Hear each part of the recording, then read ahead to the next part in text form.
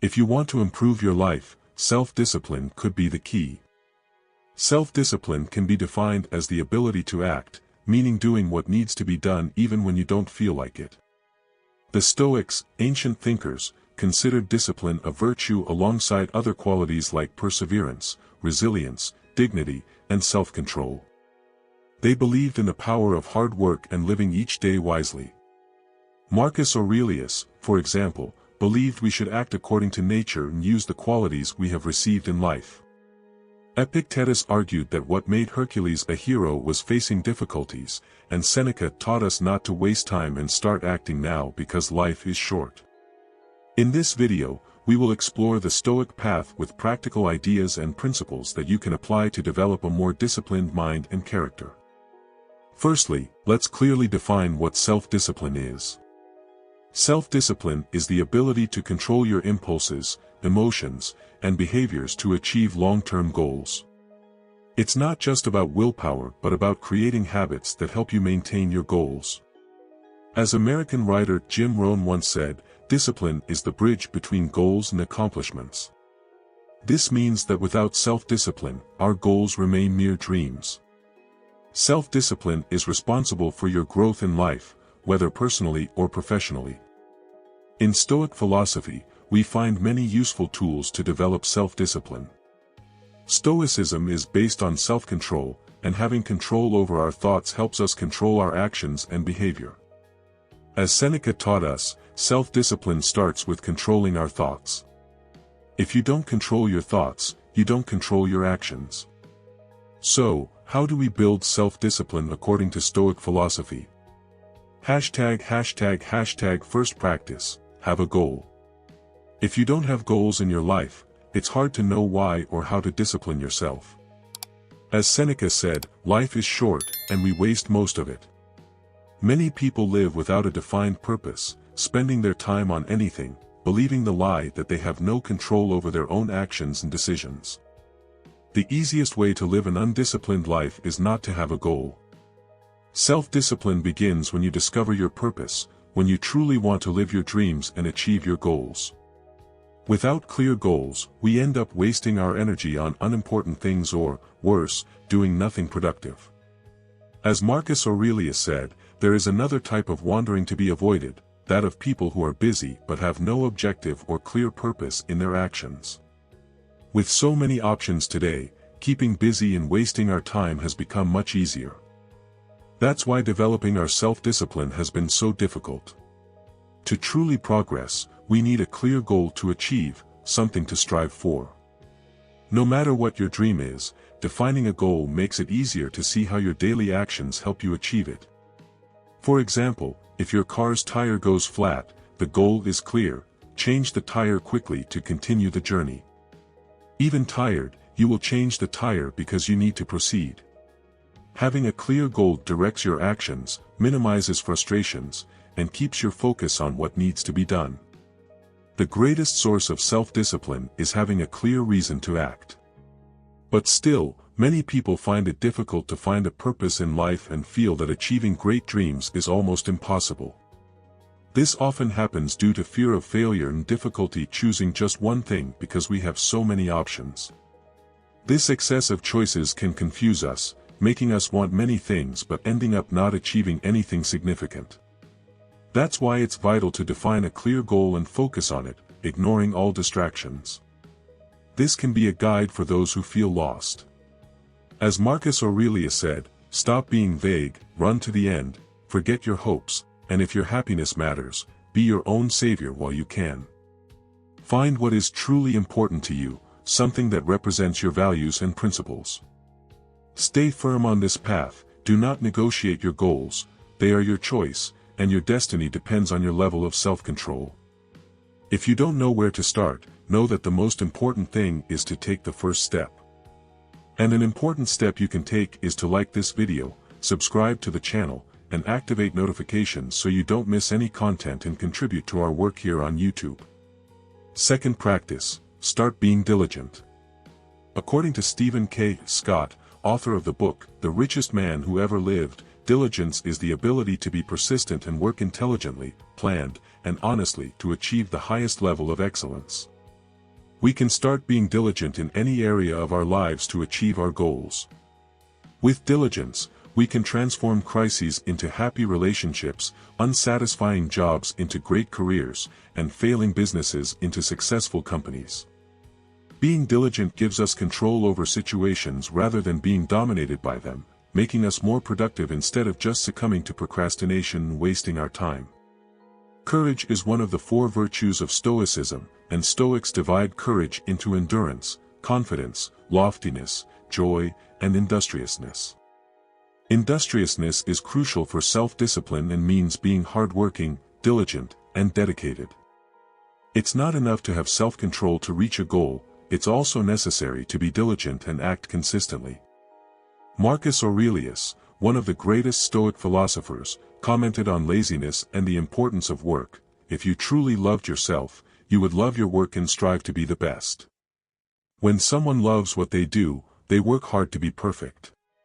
But you value your work less than a craftsman values his art or a dancer values their dance. In summary, to be diligent, you need to love and respect yourself and your work. If you value what you do, you will have the motivation to work hard every day. From a Stoic perspective, laziness signifies a lack of self-love or acceptance of your own nature. A lazy person doesn't enjoy working. If they did, they would embrace effort and start working. To overcome laziness, we must learn to love diligence. This involves diligently controlling our thoughts and changing our lifestyle. It's no use seeing work as a punishment, starting something believing it's too difficult or doomed to fail, or being stuck in the past.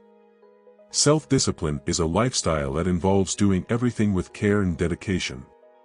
Third practice, have self-control. Self-control is a vital part of self-discipline. Through self-control, we can prevent ourselves from doing things we shouldn't. For example, suppose you want to lose 10 kilograms. In theory, it's very simple. We just need to change our eating habits and start going to the gym or doing any other type of physical activity. But in reality, many of us struggle with weight or maintaining a healthy lifestyle. This struggle exists largely because of how we handle distractions and temptations. Unfortunately, we cannot control how many promotions and free shipping coupons iFood will send us or any other types of distractions and unforeseen events that arise in our lives. But as Epictetus reminds us, while we can't control many things in the world around us, we can control our own actions and reactions. This means we have power over how we respond to situations beyond our control. For example, we can't stop friends from inviting us out, sweets at children's parties, or snack promotions. No matter how much we try to resist, the world is always full of things that make us reconsider whether sticking to the diet today is the best option.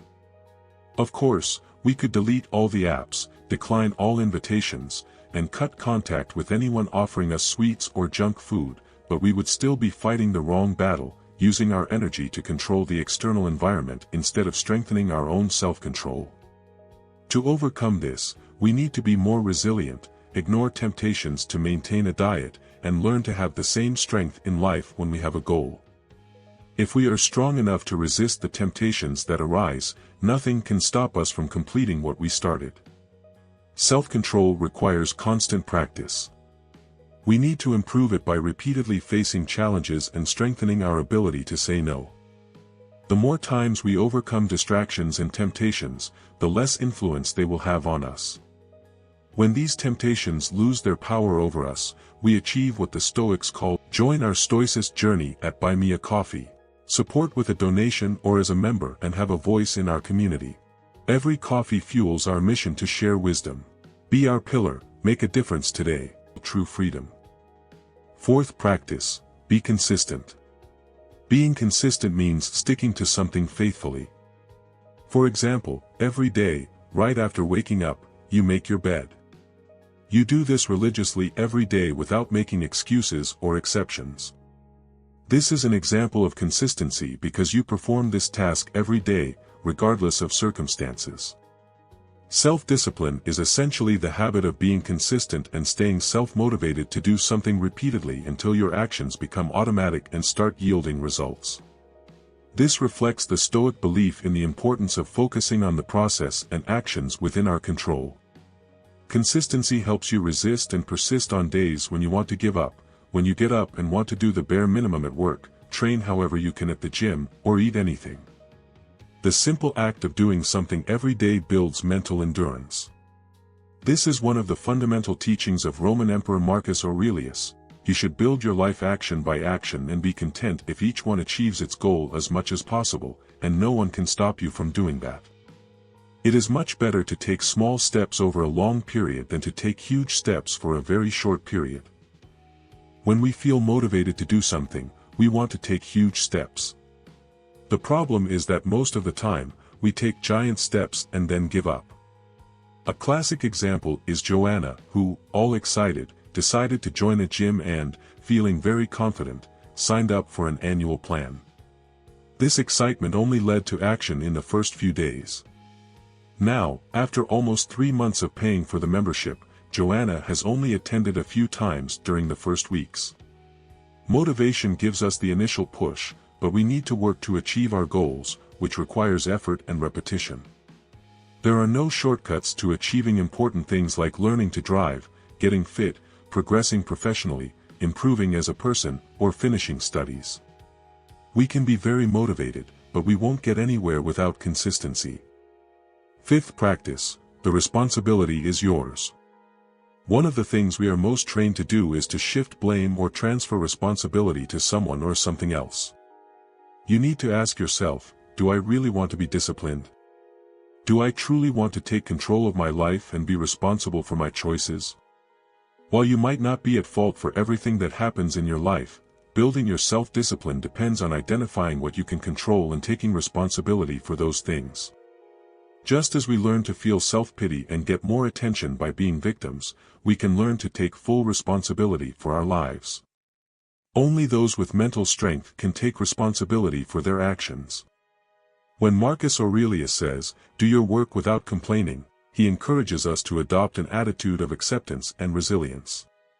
Searching for someone to blame or lamenting doesn't change the facts, but fulfilling our duties with determination and without complaint strengthens us and contributes to our inner peace. Practice self-discipline and apply self-determination in everything you do in life. When you see yourself as a victim, you lose control and fail to take personal responsibility. Without this responsibility, it's impossible to advance and become a better person.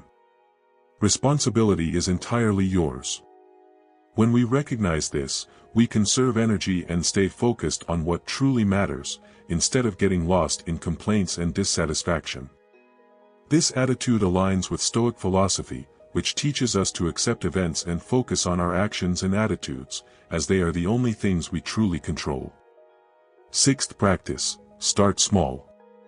Sometimes we want to change the world, but we lack the discipline to wash our own dishes and keep the sink clean.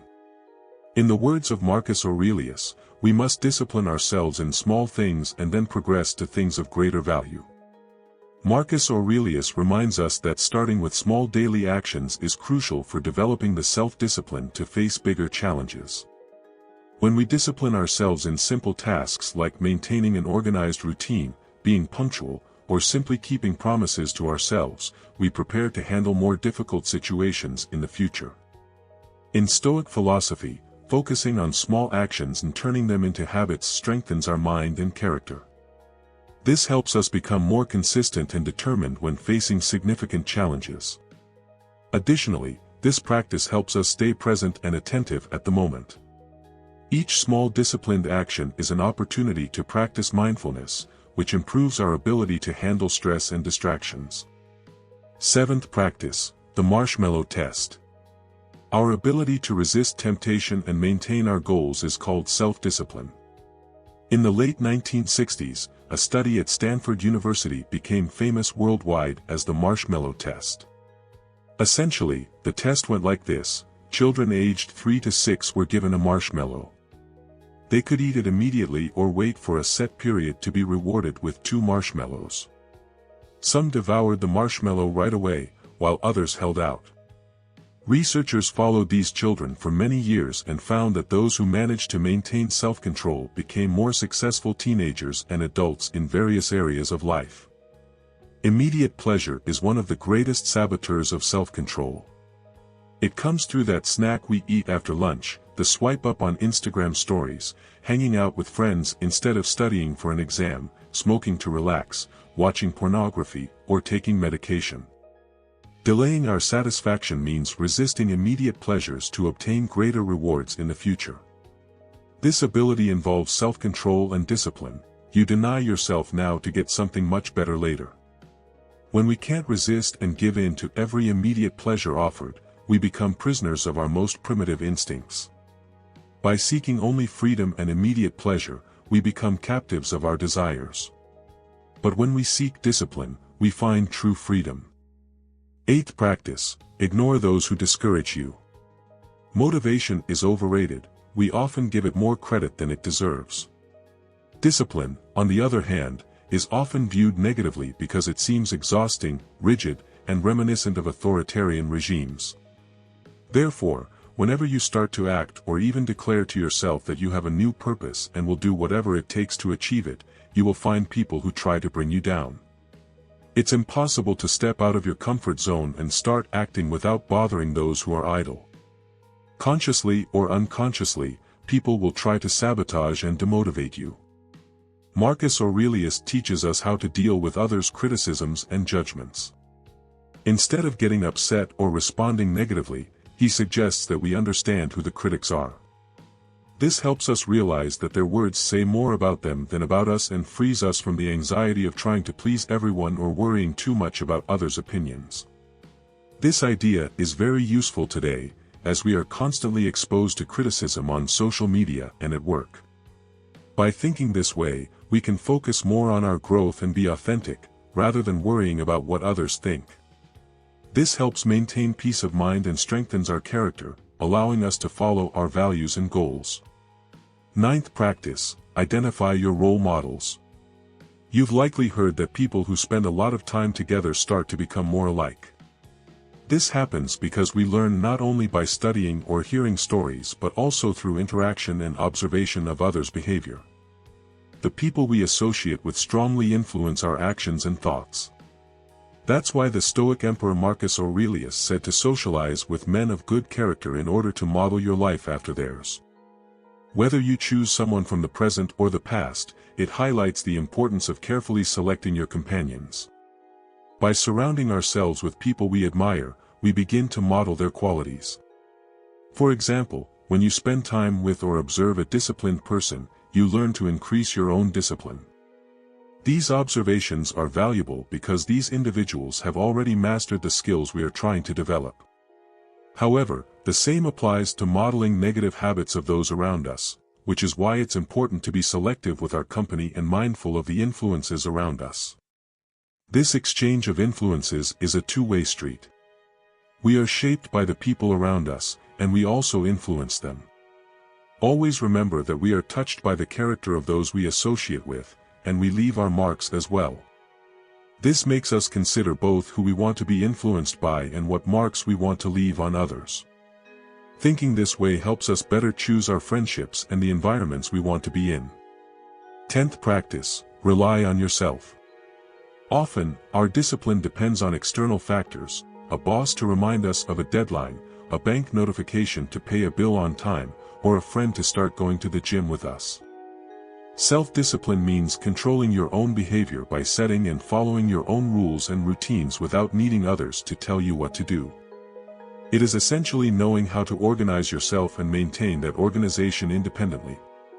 The true strength of Stoicism comes from practicing the philosophy to become better individuals. Without clear objectives, we may let others make choices for us, even though we can make our own. We can live without direction or purpose, or we can explore our unique power, which is our ability to choose and act. Being self-disciplined becomes much easier if we have a strong, clear goal, a solid reason to get out of bed every day and act, doing our best with what we have in the given conditions. The more we dedicate ourselves to achieving a goal, the more determined we become. Keeping focus on the final goal and noticing it getting closer helps build our self-confidence because we start realizing that we are capable of achieving our dreams and goals. Seeing our own progress is a great motivator to continue. It keeps us focused and prevents us from jumping from one idea to another without direction. With a clear objective in mind, we continue to work hard even when we don't feel like it because we know that something greater and more meaningful awaits us. Leaving behind what is irrelevant, self-discipline means more than just being responsible and committed. When you act with self-discipline, you strive to do your best in everything every day, and each action demonstrates this because you begin to truly accomplish what you plan. Additionally, we are what we think and feel, so managing to discipline ourselves is a significant achievement, akin to winning an internal battle against ourselves. If you liked this video, it's very important to leave your like. It's a simple thing, but it helps our channel a lot. Thank you for watching.